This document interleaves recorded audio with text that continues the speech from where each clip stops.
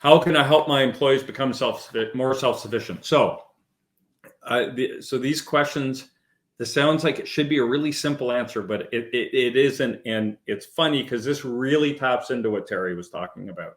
It all starts in the beginning. So if you want self-sufficient people, we need to understand who we are and what we have. So if you have an organization that has amazing training, then we can hire less experienced people and run them through our training program with the knowledge that this is the payoff is long-term. The ROI has a long tail because we have to train them. They're going to take months to get up to speed before we start getting the value out of them.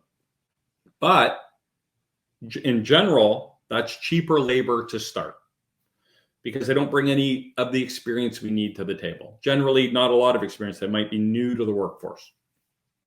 But if we don't have training, then we need to hire people that already have the experience that we're looking for in our business and acclimate them to the business. So the ROI is going to come faster from this individual, but we're going to have to pay more to get them in the door. The mistake most people make is they don't have the training, they don't want to pay for experience, so they hire inexperienced people, throw them in the fire, and hope that they can figure it out and they have the aptitude and the foresight and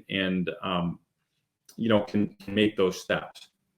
The problem with this is a lot of business owners will tell you that's what they do and it works because it worked one time. And they forget about the 99 other people that they hired and didn't work out. But that one person who just happened to have that aptitude and the initiative that was right for that job, that process worked for them, is the one that they always remember. So they say, oh no, we'll just go hire some experienced people. Apparently we do enough training because it worked for so-and-so, but it didn't work for the 99 other people. So this is, if you want to make them more self-sufficient, we need to understand where are we coming from as a business. Can we train them? If we can bring in lower wage workers and train them with the expectation it's going to take a while to get our money back. If we don't have training, we can hire for experience. Or if we do have training, we still hire for experience depending on our need. And then to make them more self-sufficient, it's just, empowerment, training, good people over them, giving them the attention they need to develop that skills and experience. 3 months in a role does not give someone enough experience to move them to the next level. And then another 3 months to the next level. And you wonder, well, what happened? They used to be so good. Well, it's the Peter principle. Everyone will rise to the level of their own incompetence. So you can keep promoting people to the point where they're unsuccessful. They've met their Peter principle, right? They have run out of capacity and experience, and you have exhausted all of their resources. So what do you do at that point? I think I answered that. Matt, do we have one more before we wrap? What are some pitfalls to watch over during the growth process? So, and Terry and I talked a little bit about this too. So pitfalls are not doing the planning, not doing the work, not understanding what we would call not building the action plan to understand here's what I look like at $5 million. Terry talked about, what do you say, 20 and 30. So he wants to be at $20 million by the year 2030, which is a very conservative plan for Terry. So here's what I look like at 5. My organization won't look like that at 15 or 20. So what does it need to look like? And generally, what's going to change in that organization is a layer of management that you're going to add in underneath yourself as the owner. You're going to have your experts. And, to really put it simply, there's only three areas of a business. There's sales, there's operations, there's administration.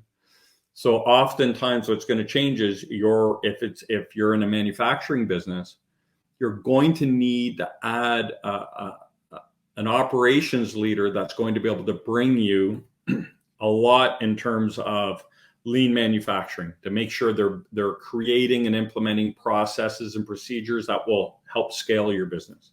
They're going to need to know health and safety. Depending on what kind of certifications you have, OSHA and all that good stuff. What are they bringing to the table? And we're going to have to go out and pay for these operational leaders that will then take over that part of the business, and you can remove yourself. Same thing with sales, same things with administration, accounting, controllership, accounts payable, AR, HR, all those good things. So that would be the biggest pitfall, is just saying, hey, we want to grow. I think I have a need. I need to hire for this. A lot of times when we go into business, and I want to say it's probably more than 50%. I've never crunched the numbers on it, but it feels like more than 50% of the time when we go into a business, because they want to develop a role, 60% of the work we do is developing a new role for a company. And much like we did with Terry, his leadership team didn't really exist before we started working with them.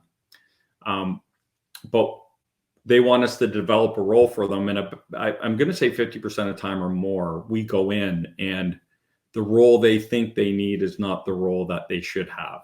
And when we do our diligence, some of the stuff Terry was talking about, interviewing the staff, building out the avatar and understanding the business, we go back and say, that's not the role you need today.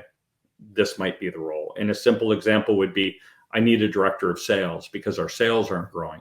But when you do the work and you come back and say, yeah, sales aren't growing because your operation is already at the red line. You can't sell anymore because your quality is going to go down, your OTDs are going to suffer, all that stuff. So then we end up developing a director of operations role. So we can say, at least let's level up the operation and give them a running start. Then we can go focus on sales, because we don't want to start pumping business into a pipeline where we know the other side of the business isn't equipped, doesn't have the process and procedure in place to handle that level of volume. So that's where it starts. And then it goes to putting the right process in place. If you're going to hire someone at a director level or someone to lead a segment of your business, put the right process in place to make sure they're vetted. You understand who they are. You know exactly what they're bringing to the table. They know exactly what they're getting into. Are you ready to turn them loose, as Terry said, and just get out of the way and say, I hired you to make my business better. Your credentials and experience and everything we've talked about leads me to believe you can do that.